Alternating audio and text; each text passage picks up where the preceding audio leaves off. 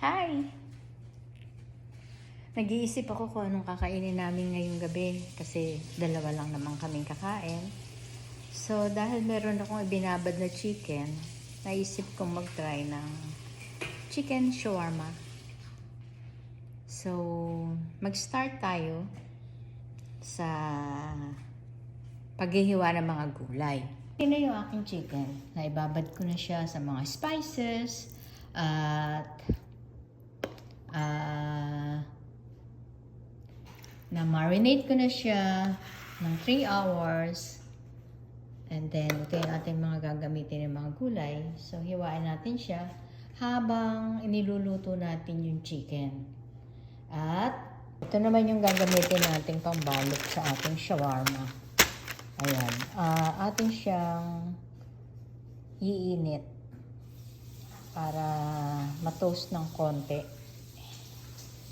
So, start tayo sa pagpiprito ng ating chicken. Painitin natin ang ating kuwali at lagyan natin siya ng konting mantika. Okay. Kasi yung ating binabad na chicken, meron na siyang mantika. Binabad ko siya sa mantika, sa lemon, salt and pepper, cumin, paprika, and ano pa ba? Yun. Yun na yun. And then, 3 hours yung aking marinate. Minarinate ko siya ng 3 oras. And then, ayan na nga. Pero, itong chicken na to, marami kang pwedeng magawa. Pwede mo siyang ihalo sa salad. Pwede mo siyang i-chicken tender. Diba? Marami kang pwedeng gawin sa chicken na yan. Pwede siyang chicken fajitas, burritos. Diba? Marami kang magagawa. At ang chicken na ito ay breast chicken. Tingnan natin kung mainit na ating kawali. Okay, mainit-init na siya. So, konti lang yung ating ipiprito. Kasi dalawa lang naman kaming kakain. Kunin natin yung nasa ilalim para siguradong siya ay, naputol. Malalaki ang hiwa niya dahil siya ay ating pa puputulin. Ihiwain natin siya pagka siya ay naluto na. I think ito ay tama na sa aming dalawa. Tingnan natin hanggang sa mag-golden brown yung ating chicken. That's it. Gagamit tayo ng pulang sibuyas para mas matapang. Matapang ang kanyang lasa. Yan, ganito lang kalaki ang aking gagamit. Finally, nakapagsalita din tayo habang tayo ay nag-video. Dalawa lang kasi kami dito ngayon. At walang maingay na TV. Maninipis lang yung ginawa kong paghiwa sa ating sibuyas. Para, ayan, set aside natin siya. Next naman natin yung ating kamatis.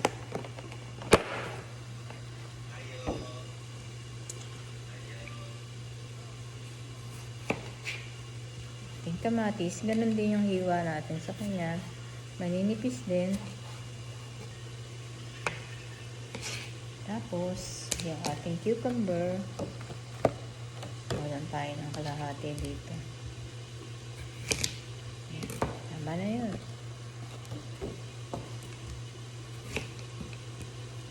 Hiniwa ko lang siya ng papahaba. Ayan. Ayan. Yun lang hiwa.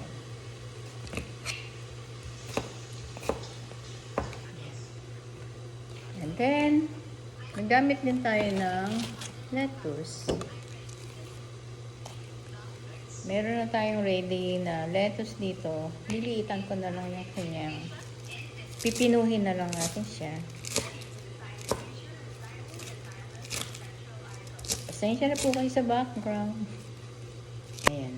Yan ang ating sangkap sa ating gagamitin na shawarma. Ayan na siya. Kompleto na. Nahiwa na natin lahat. So, antayin na lang natin maluto yung ating chicken. For the sauce, gagawa po tayo ng sauce ng ating shawarma chicken. Ito ang ating gagamitin. At gagamit tayo ng bawang, at ng lemon, ng cumin, at ng salt and pepper. So, let's start doing our sauce for our shawarma chicken. Fresh na fresh ang ating gagamitin na garlic. So, pipinuhin lang natin siya para hindi masyadong malasahan.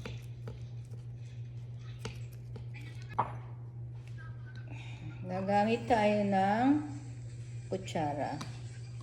At 2, 3, 4, 5.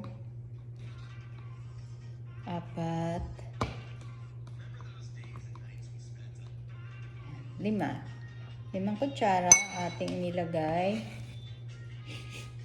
Nilagyan ko muna ng konti. Baka masyadong And then, yung ating cumin. Konti-konti lang ilagay. Tansya-tansya. Tansya-tansya lang. And the salt.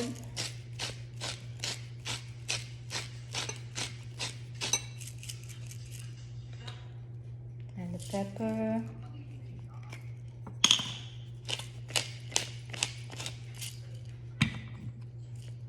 And what else?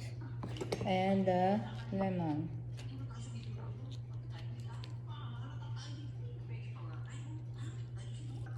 Yeah, mix lang natin siya. Until well combined. And then, syempre, titikman. First time kong gumawa nito, ha? Syempre, napanood lang natin. Napanood natin at ating ginaya. Ininit ko na yung ating pagbabalutan ng ating shawarma. Tikman. Konti pa na lemon. So, ayan na yung ating chicken, oh. Okay na siya. Oh. Okay na siya. Hihiwain na natin. Ito din yung ating ginawa na sauce. Itong yogurt sauce na ito, pwede nyo gamitin sa salad yan. Basta tansyahin nyo lang yung pagtitimpla. Unti-unti ang paglalagay ng asin, ng paminta, ng recado para hindi mabigla. So, hiwain na natin itong ating chicken. Hihiwain ko siya ng manipis. Ayan. Maganda ang pagkakaluto. Wow. Tikman natin. Pwede na. Sarap siya. So, ang ginamit ko dito ay chicken breast. So, ito yung aming dinner na 2. Ang healthy, di ba? Ayan. So, start na tayo sa ating shawarma. Ang ganda, oh. Ito na yung ating pangbalot. Hindi ko pa rin maisip yung tawag, eh. So, first, lagyan muna natin ng white sauce yung ating pangbalot. And then, lagyan natin yung ating kulay. Yung kulay. Lagyan natin. Saka natin lalagay yung chicken.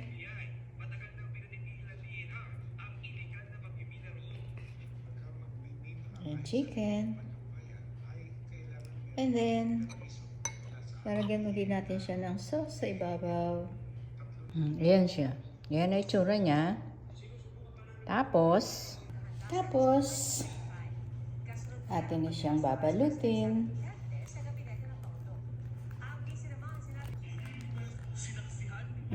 O, diba? O, diba? Yan na siya. Ganyan siya. I think kailangan pa natin mag-init ng pambalot. So, crispy yung ating pambalot. Ayan siya.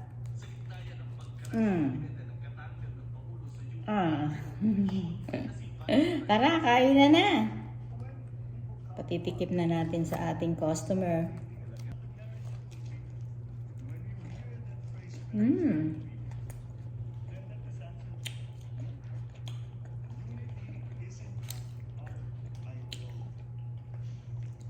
Sarap.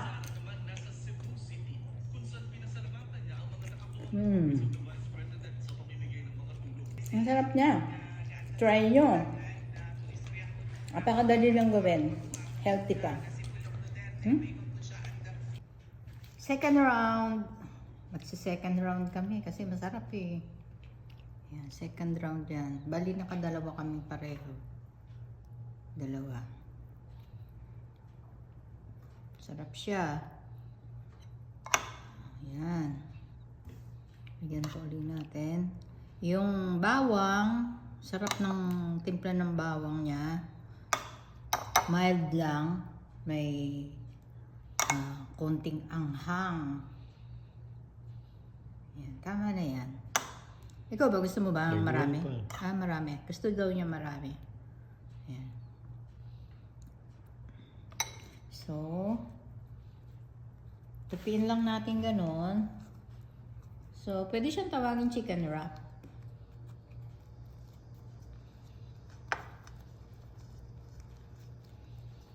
O, diba?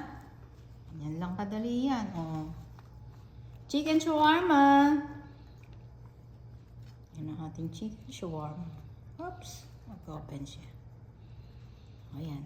Second round.